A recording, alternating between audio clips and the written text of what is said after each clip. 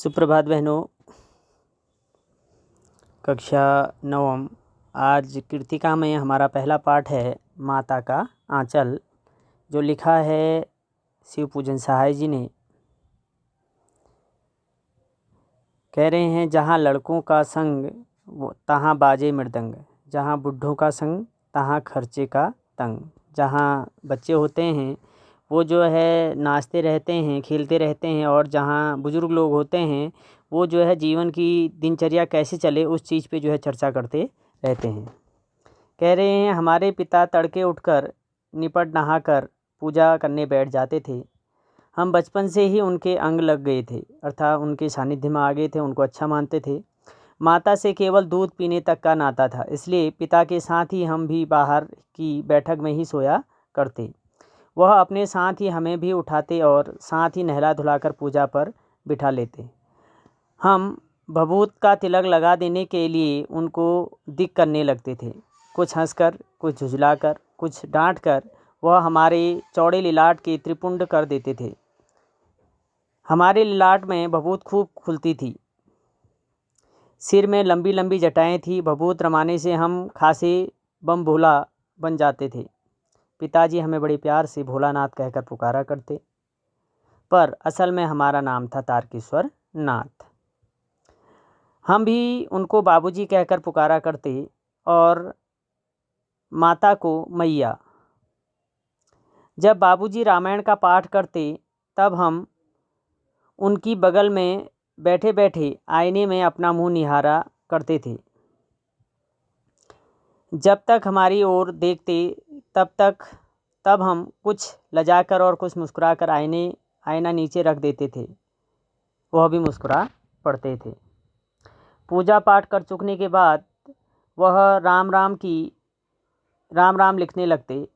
अपनी एक रामनामा बही पर 1000 राम नाम लिखकर वह उसे पाठ करने की पोथी के साथ बांध कर रख देते। फिर 500 बार कागज़ के छोटे छोटे टुकड़ों पर राम राम लिखकर आटे की गोलियों में लपेटते और उन गोलियों को लेकर गंगा जी की ओर चल पड़ते थे। उस समय भी हम उनके कंधे पर विराजमान रहते थे।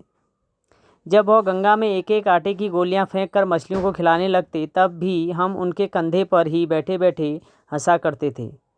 जब वह मछलियों को चारा देकर घर की ओर लौटने लगते तब बीच रास्ते में झुके हुए पेड़ों की डालों पर हमें बिठाकर झूला झुलाते थे। कभी कभी बाबूजी हमसे कुश्ती भी लड़ते। वह स्थिर होकर हमारे बल को बढ़ावा देते और हम उनको पछाड़ देते थे। यह उतान पड़ जाते और हम उनकी छाती पर चढ़ जाते थे। जब हम उनकी लंबी लंबी मूछें उखाड़ने लगते तब वह हंसते हंसते हमारे हाथों को मूछों से छुड़वाकर हमें चूम लेते थे। फिर जब हमसे खट्टा और मीठा चुम्मा मांगते तब हम बारी बारी कर अपना बायां और दाहिना गाल उनके मुंह की ओर फेर देते थे। बाएं का खट्टा चुम्मा लेकर वह दाहिने का मीठा चुम्मा लेने लगते तब उनकी दाढ़ी या मूछ हमारे कोमल गालों पर गड़ा देते थे। हम झुझलाकर फिर उनकी मूछें नोचने लग जाते थे। इस पर वह बनावटी रोना रोने लगते और हम अलग खड़े खड़े खिलखिलाकर हंसने लग जाते थे। उनके साथ हंसते हंसते जब हम घर आते तब उनके साथ ही हम भी चौके पर खाने बैठते थे।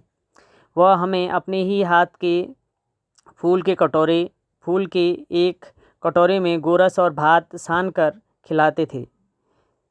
जब हम खाकर अफर जाते तब मैया थोड़ा और खिलाने के लिए हट करती थी। वह बाबूजी से कहने लगती, आप तो 4-4 दाने केक और बच्चे के मुंह में देते जाते हैं। इससे वह थोड़ा खाने पर भी समझ लेता है कि हम बहुत खा गए। आप खिलाने का ढंग नहीं जानते। बच्चे को भर मुंह और खिलाना चाहिए। जब खाएगा बड़े बड़े कौर तब पाएगा दुनिया में ठौर। देखिए मैं खिलाती हूँ, मरद्वे क्या जाने बच्चों को कैसे खिलाना चाहिए। और महतारी के हाथ के खाने पर बच्चे का पेट भी भरता है। यह कहकर वह थाली में दही भात शांति और अलग अलग तोता, मैना, कबूतर, हंस, मोर आदि से बनावटी नाम से कौर बनाकर यह कहते हुए खिलाती जाती कि जल्दी खा लो नहीं तो उड़ जाएंगे, पर हम उन्हें इतनी जल्दी उड़ा जाते कि उड़ने का मौका ही नहीं मिलता था।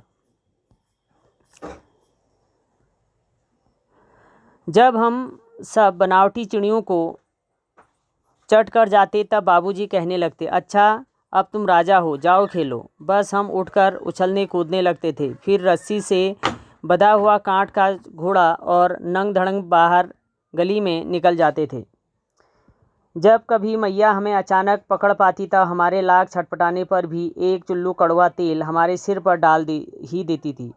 हम रोने लगते।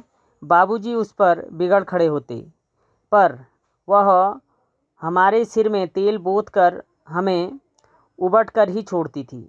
फिर हमारी नाभि और लिलार में काजल की बिंदी लगाकर छोटी चोटी गूंथती और उसमें फूलदार लट्टू बांध कर रंगीन कुर्ता टोपी पहना देती थी। हम खासे कन्हैया बनकर बाबूजी की गोद में सिसकते सिसकते बाहर आते थे। बाहर आते ही हमारे बाट जोहने वाला बालकों का एक झुंड मिल जाता था। हम उनके खेल के साथियों को देखते ही सिसकना भूलकर बाबूजी की गोद से उतर पड़ते और अपने हमजोलियों के दल में मिलकर तमाशे करने लग जाते थे। तमाशे भी ऐसे वैसे नहीं, तरह तरह के नाटक। चबूतरे का एक कोना ही नाटक घर बनता था। बाबूजी जिस छोटी चौकी पर बैठकर नहाते थे वही रंगमंच बनती। उसी पर सरकंडे के खंभों पर कागज़ का चौंधवा तान कर मिठाइयों की दुकान लगाई जाती। उसमें चिलम के खोंचे पर कपड़े के थालों में ढेले के लड्डू, पत्तों की पूरी, कचौरियाँ, गीली मिट्टी की जलेबियाँ, फूटे घड़े के टुकड़ों के बतासे आदि मिठाइयाँ सजाई जाती। ठीकरों के बटखरे और जस्ते के छोटे छोटे टुकड़ों के पैसे बनते। हम ही लोग खरीदार और हम ही लोग दुकानदार। बाबूजी भी 2-4 गोरखपुरिये पैसे खरीद लेते थे। थोड़ी देर में मिठाई की दुकान बढ़ाकर हम लोग घरौंदा बनाते थे।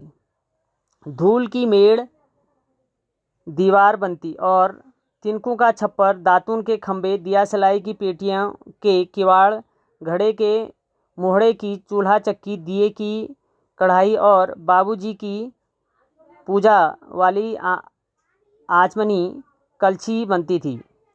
पानी के घी, धूल के पिसान और बालू की चीनी से हम लोग जौनार तैयार करते थे। हम ही लोग जौनार करते और हम ही लोगों की जौनार बैठती थी। जब पतंग पंगत बैठ जाती थी तब बाबूजी भी धीरे से आकर पांथ के अंत में जमीने के लिए बैठ जाते थे। जमीने का अर्थ है खाने के लिए।